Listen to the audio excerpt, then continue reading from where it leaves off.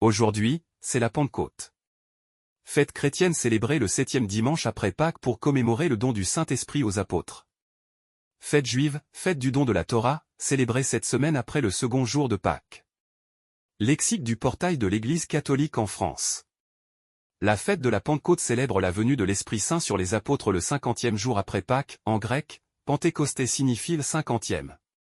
Avant l'Ascension, le Christ avait annoncé aux apôtres, « Vous allez recevoir une force, celle du Saint-Esprit qui viendra sur vous. Alors vous serez mes témoins à Jérusalem, dans toute la Judée et la Samarie, et jusqu'aux extrémités de la terre. » La Pentecôte dans la Bible. Pentecôte, portail de la liturgie catholique, Dom Robert Le Gall, dictionnaire de liturgie. De Pâques à la Pentecôte, de la résurrection à l'Église. Esprit de lumière, viens nous éclairer. Fais-nous reconnaître l'amour du Père, Esprit de sainteté, viens combler nos cœurs. Esprit d'allégresse, joie de l'Église. Jusqu'aux extrémités de la terre. La fête de la Pentecôte célèbre la manifestation de l'Esprit Saint, troisième personne de la Trinité, sa venue sur les apôtres, le 50e jour après Pâques. Comme le montre l'expérience des apôtres, dans le texte des Actes des Apôtres, l'Esprit est en particulier source de force intérieure et d'intelligence de la foi. Extrait du site Cybercuré. Quel est le sens de la fête juive de la Pentecôte, Shavuot? Quelle est l'origine et l'histoire de la fête chrétienne de la Pentecôte? Que s'est-il passé le jour de la Pentecôte? Le récit des Actes des Apôtres sur le jour de la Pentecôte, quelle est la signification du récit de la Pentecôte? La Pentecôte est donc la venue de l'Esprit Saint pour l'annonce universelle de la bonne nouvelle. La Pentecôte n'est pas un événement du passé. Au soir de Pâques, les disciples de Jésus s'étaient enfermés en verrouillant les portes du lieu où ils étaient. Ils avaient peur.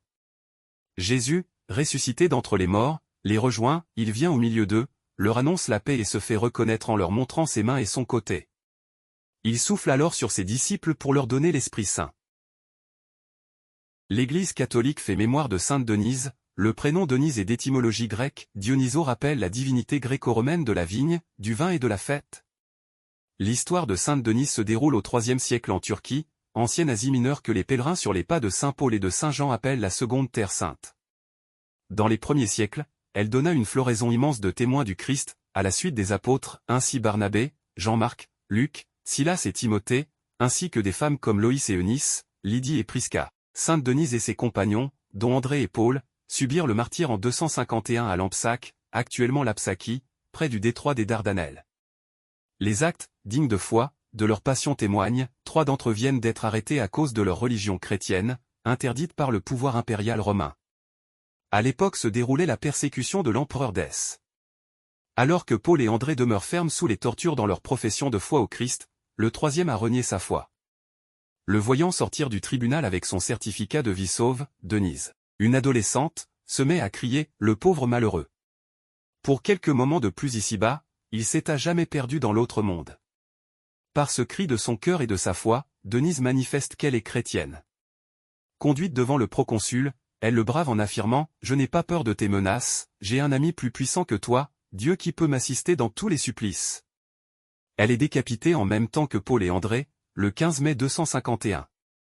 Le récit relate, c'était à Lampsaque, le jour des ides de mai, Décius étant empereur, Optimus consul et notre Seigneur régnant sur le monde. Sainte Denise, priez pour nous. Évangile. Qu'il soit un comme nous-mêmes. Alléluia. Alléluia. Ta parole, Seigneur, est vérité, dans cette vérité, sanctifie-nous. Alléluia. Évangile de Jésus-Christ selon saint Jean. En ce temps-là, les yeux levés au ciel, Jésus priait ainsi. Père Saint, garde mes disciples unis dans ton nom, le nom que tu m'as donné, pour qu'ils soient un, comme nous-mêmes. Quand j'étais avec eux, je les gardais unis dans ton nom, le nom que tu m'as donné. J'ai veillé sur eux, et aucun ne s'est perdu, sauf celui qui s'en va à sa perte, de sorte que l'écriture soit accomplie. Et maintenant que je viens à toi, je parle ainsi, dans le monde, pour qu'ils aient en eux ma joie, et qu'ils en soient comblés. Moi, je leur ai donné ta parole, et le monde les a pris en haine. Parce qu'ils n'appartiennent pas au monde, de même que moi je n'appartiens pas au monde. Je ne prie pas pour que tu les retires du monde, mais pour que tu les gardes du mauvais. Ils n'appartiennent pas au monde, de même que moi, je n'appartiens pas au monde. Sanctifie-les dans la vérité. Ta parole est vérité, de même que tu m'as envoyé dans le monde, moi aussi, je les ai envoyés dans le monde. Et pour eux je me sanctifie moi-même, afin qu'ils soient, eux aussi, sanctifiés dans la vérité. Acclamons la parole de Dieu. Louange à toi Seigneur Jésus.